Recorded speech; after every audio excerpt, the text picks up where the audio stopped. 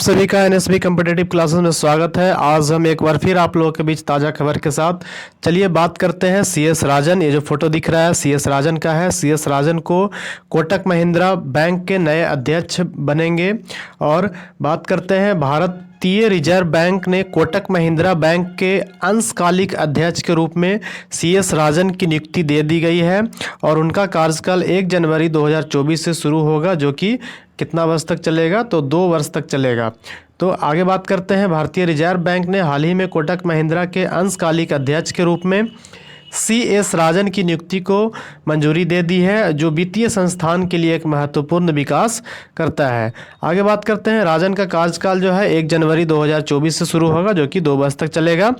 ये पीएम नरेंद्र मोदी, भारत के प्रधानमंत्री, 30 दिसंबर को अमृत भारत एक्सप्रेस का उद्घाटन करेंगे। अमृत भारत एक्सप्रेस, चलिए इसके बारे में हम बात करते हैं। हाई स्पीड वंदे भारत ट्रेनों के स्लीपर संस्करण को अमृत भारत एक्सप्रेस कहा गया है। अमृत भारत एक्सप्रेस का उद्घाटन 30 दिसंबर को उत्तर प्रदेश के अयोध्या से प्रधानमंत्री नरेंद्र मोदी के द्वारा किया जाएगा। याद रखिएगा, स्लीपर वाला कोच है ये। अमृत भारत एक्सप्रेस जो है आपका स्लीपर वाला कोच है, जो कि वंदे भारत में जो बैठने वाला कोच था तो उसके चेंज करके अमृत भारत एक्सप्रेस किया गया, जिसमें स्लीपर भी रहेगा। इस ट्रेन में विभिन्न यात्रा आवश्यकताओं को पूरा करने के लिए विशिष्ट रूप से द्वितीय श्रेणी और स्लीपर के श्रेणी के डिब्बे भी शामिल हैं। रेलवे बोर्ड ने इस ट्रेन के लिए किराया संरचना के संबंध में विनिर्देश जारी किए हैं, जो यात्रा की गई दूरी के आधार पर भिन्न भिन्न होगा। चलिए आगे बात करते हैं। ये जो दिख रहे हैं नितिन गडकरी, जो कि सड़क एवं परिवहन राज्य मंत्री है। चलिए इनके बारे में बात करते हैं, क्या शुरू किए हैं। तो राजमार्ग टोल संग्रह के लिए जीपीएस आधारित टोल प्रणाली की शुरुआत की है नितिन गडकरी के द्वारा। राजमार्ग टोल संग्रह के लिए जीपीएस आधारित टोल प्रणाली, यानी कि कैमरा वगैरह लगा रहेगा, उसमें सिग्नल बताते रहेगा और टोल टैक्स जो लगता है उसके लिए ये सुधार के लिए किया गया है। चलिए आगे बात करते हैं। केंद्रीय मंत्री नितिन गडकरी ने राजमार्ग टोल संग्रह के लिए जीपीएस आधारित टोल सिस्टम सहित कई नई तकनीकों पेश करने के लिए सरकार की योजना की घोषणा की है। जीपीएस आधारित टोल प्रणाली का उद्देश्य पारंपरिक टोल प्लाजा को प्रतिस्थापित करना, यातायात की भीड़ को कम करना और सटीक दूरी आधारित टोल शुल्क को सक्षम करना है। वाहन रोके बिना स्वचालित टोल संग्रह की सुविधा के लिए स्वचालित नंबर प्लेट ANPR प्रणालियों से जुड़े 2 पायलट प्रोजेक्ट संचालित किए गए हैं। तो बहुत ही अच्छी खबर है कि आप बिना रुके, बिना टाइम वेस्ट किए अपना टोल टैक्स पेड कर सकते हैं गवर्नमेंट को। चलिए बात करते हैं। भारत सरकार ने मार्च 2024 तक केंद्र सरकार के पेंशन भोगियों द्वारा 50 लाख डिजिटल जीवन प्रमाण पत्र का लक्ष्य रखा है। तो बहुत ये भी अच्छी खबर है कि पेंशन जो भी ले रहे हैं केंद्र सरकार के, तो उनको 50 लाख डिजिटल जीवन प्रमाण पत्र का लक्ष्य रखा गया है। तो पेंशन और पेंशनभोगी कल्याण विभाग द्वारा पेंशनभोगी कल्याण संघों और 16 बैंकों के नोडल अधिकारी के साथ आयोजित राष्ट्रव्यापी डिजिटल जीवन प्रमाण पत्र अभियान 2.0 की समीक्षा के दौरान यह निर्णय लिया गया है।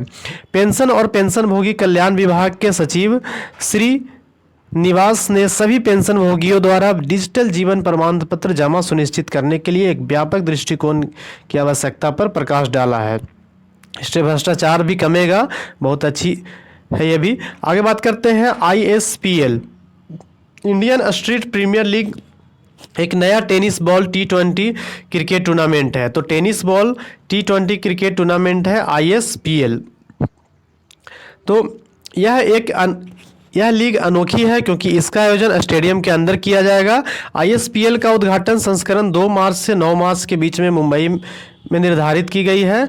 कुल 6 टीमें इसमें भाग लेगी, हैदराबाद, मुंबई, बेंगलुरु, चेन्नई, कोलकाता और श्रीनगर। तो टेनिस बॉल से खेला जाएगा जैसे हम लोग खेलते हैं। चलिए, राष्ट्रीय पुरस्कार विजेता सूर्या को इस लीग में चेन्नई टीम के मालिक घोषित किया गया है। क्या नाम है? राष्ट्रीय पुरस्कार विजेता सूर्या को इस लीग में चेन्नई टीम का मालिक घोषित किया गया। याद रखिएगा, चेन्नई टीम के मालिक कौन है? सूर्या।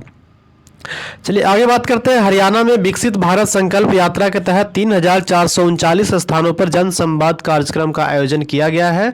तो विकसित भारत संकल्प यात्रा के तहत पूरे हरियाणा में इतना स्थानों पर जन संवाद कार्यक्रम आयोजित किए गए हैं। आगे बात करते हैं, इस पहल के एक भाग के रूप में हरियाणा राज्य में बड़ी संख्या में जन संवाद कार्यक्रम आयोजित किए गए हैं। इन कार्यक्रमों में काफ़ी संख्या में लोग आकर्षित हुए हैं। आगे बात करते हैं, गुजरात को भारत की पेट्रो राजधानी के रूप में स्वीकार किया गया है। पेट्रो राजधानी के बारे में जानते हैं तो जामनगर में दुनिया की सबसे बड़ी जमीनी स्तर की तेल रिफाइनरी और भरूच जिले में OPaL पेट्रोकेमिकल कॉम्प्लेक्स के कारण गुजरात को भारत की पेट्रो राजधानी के रूप में स्वीकार किया गया है। ये बात करते हैं, गुजरात में स्थित रिलायंस इंडस्ट्रीज लिमिटेड RIL की जामनगर रिफाइनरी 1.4 मिलियन बैरल प्रतिदिन की कच्चे प्रसंस्करण क्षमता के साथ विश्व स्तर पर सबसे बड़ी और सबसे जटिल एकल साइट रिफाइनरी का खिताब भी रखती है। आगे बात करते हैं, जामनगर रिफाइनरी परिषद में दुनिया की कुछ सबसे बड़ी इकाइयां शामिल है, जिसमें द्रवीकृत उत्प्रेरक क्रैकर क्रोकर एल्काइलेशन पैराक्सिन polypropylene refinery off gas cracker और पेटकोक गैसीकरण संयंत्र भी शामिल है। ध्यान रखिएगा। आगे बात करते हैं, ये जो दिख रहे हैं केरल के मुख्यमंत्री, इन्होंने क्या शुरुआत किया है तो नए बोर्ड का उद्घाटन किया है। तो केरल ने हाल ही में पारदर्शी चयन प्रक्रिया के माध्यम से अपनी सार्वजनिक क्षेत्र की इकाइयों के लिए सक्षम और कुशल कर्मचारियों की भर्ती के लिए समर्पित एक नया स्वायत्त बोर्ड का अनावरण किया है। बोर्ड का उद्घाटन मुख्यमंत्री केरल के पिनाराई विजयन द्वारा किया गया। इस पहल का उद्देश्य राज्य में सार्वजनिक क्षेत्र के उद्यमों की क्षमता को बढ़ाना और यह सुनिश्चित करना कि वे निजी क्षेत्र के प्रभाव के बिना प्रतिस्पर्धी बने रहें। पहले चरण में उद्योग और वाणिज्य विभाग के तहत सार्वजनिक उपक्रमों के लिए भर्ती नए बोर्ड को अधिकार क्षेत्र में किए जाएगी। अयोध्या देखिए, अयोध्या का नामकरण से संबंधित कुछ है। अयोध्या रेलवे स्टेशन का नाम बदल करके हुआ है अयोध्या धाम। तो ये भी अच्छी खबर है कि इसका नाम चेंज कर दिया गया है। तो अयोध्या रेलवे स्टेशन ना कहला करके अयोध्या धाम कहलाएगा। तो अयोध्या धाम रेलवे स्टेशन अब आधुनिक सुविधाओं के साथ प्राचीन भारतीय वास्तुकला का सहज मिश्रण बन गया है। पवित्र शहर अयोध्या अपने प्रतिष्ठित रेलवे जंक्शन और नए हवाई अड्डे के उद्घाटन के साथ एक बड़े बदलाव की तरह तैयार हो रहा है। अयोध्या धाम रेलवे स्टेशन अब एक अत्याधुनिक सुविधा है जो आधुनिक सुविधाओं के साथ प्राचीन भारतीय वास्तुकला का सहज मिश्रण है। स्टेशन की इमारत एक राजसी मंदिर की तरह दिखती है जो भगवान राम के जीवन और महिमा को दर्शाने वाले गुंबदों, स्तंभों और मेहराबों और भित्ति चित्रों से सुसज्जित है। तो बहुत अच्छी है, राम जी का जन्मभूमि है यहाँ पे, इसको सुसज्जित किया जा रहा है। बात करते हैं आगे, जापान के HIIA रॉकेट मिशन का प्राथमिक उद्देश्य चंद्रमा पर उतरना है। किसका है तो जापान का है, HIIA, इसको लॉन्च किया गया है। तो जापान के HIIA रॉकेट मिशन का मुख्य लक्ष्य चंद्रमा पर लैंडिंग हासिल करना है। तनेगाशिमा अंतरिक्ष केंद्र, तनेगाशिमा आपका जापान में अंतरिक्ष केंद्र है, से लॉन्च किया गया है रॉकेट। जापान एरोस्पेस एरोप्लोरेशन एजेंसी, यानी कि जापान का जाक्सा हो गया आपका, तो इसका फुल फॉर्म हो गया जापान एरोस्पेस एक्सप्लोरेंस एजेंसी के मून लैंडर को ले जाता है, जिसे इसकी सटीक लैंडिंग तकनीकी के लिए मून स्नाइपर के रूप में जाना जाता है। तो बताना है आपको कि भारत के लिए कौन सा अंतरिक्ष एजेंसी है, इसका नाम आपको कमेंट बॉक्स में लिखना है। चलिए बात करते हैं मून लैंडर, जिसे आधिकारिक तौर पर smart lander for investigating moon नाम दिया गया है, मिशन का हिस्सा और अगले साल की शुरुआत में चंद्रमा पर उतरने वाला है। ये अमित शाह हमारे सहकारिता मंत्री और साथ साथ गृह मंत्री भी हैं भारत के। तो देखते हैं गृह मंत्रालय के द्वारा क्या आया है सूचना। तो UPA के तहत मुस्लिम लीग जम्मू कश्मीर को गैर कानूनी घोषित किया है। तो गृह मंत्रालय ने UAPA के तहत मुस्लिम लीग जम्मू कश्मीर को 5 वर्ष के लिए गैर कानूनी घोषित किया गया है।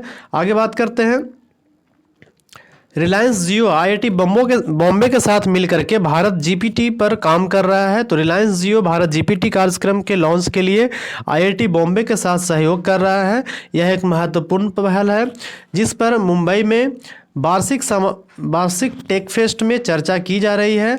आकाश अंबानी ने मीडिया व्यवसाय, वाणिज्य, संचार और उपकरणों सहित विभिन्न डोमेन में एआई संचालित उत्पादों और सेवाओं को आगामी लॉन्च का संकेत दिया है। आईआईटी बॉम्बे के साथ सहयोग तकनीकी नवाचार और प्रगति पर ध्यान केंद्रित करने का संकेत देता है। आगे बात करते हैं चीन रिलेटेड। तो लॉन्ग मार्स 11 कैरियर रॉकेट का सफलतापूर्वक अंतरिक्ष में लॉन्च किया गया है चीन के द्वारा। तो चीन के अंतरिक्ष प्रयासों में एक प्रमुख मील का पत्थर साबित करते हुए यह एक महत्वपूर्ण अंतरिक्ष मिशन था। यह प्रक्षेपण चीन के दक्षिणी गुआंगडोंग प्रांत में स्थित यांगजियांग के तट पर दूर पानी में किया गया है। रॉकेट 3 उपग्रहों को अंतरिक्ष ले जाएगा जो आरंभिक योजना के अनुसार कक्षा में स्थापित हो गए हैं। रिपोर्टों के अनुसार उपग्रहों को मुख्य रूप से अंतरिक्ष विज्ञान और प्रौद्योगिकी प्रयोगों को संचालन करने के लिए तैनात किया गया है। आगे बात करते हैं तमिल सुपरस्टार और राजनेता विजयकांत का 71 वर्ष की आयु में निधन हो गया है। तो तमिलनाडु के प्रिय अभिनेता और राजनेता विजयकांत के निधन पर शोक व्यक्त किया गया है। उन्हें प्यार से कैप्टन कहा जाता था। क्या कहा जाता था? कैप्टन।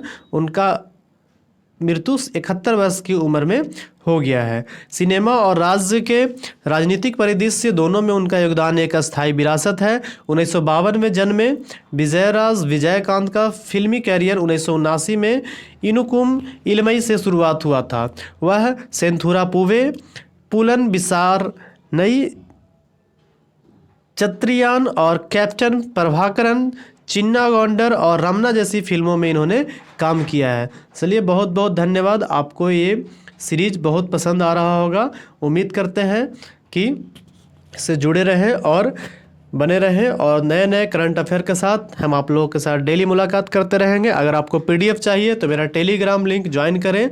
वहाँ पे एक ग्रुप बना हुआ है, उसमें आपको डेली का पीडीएफ भी प्रोवाइड किया जाता है। तो आपको पीडीएफ से पढ़ना है तो पीडीएफ देखें उसमें, अगर वीडियो देखना है तो वीडियो से भी पढ़ें, ज़्यादा समझ में आएगा। चलिए, मिलते हैं ब्रेक के बाद।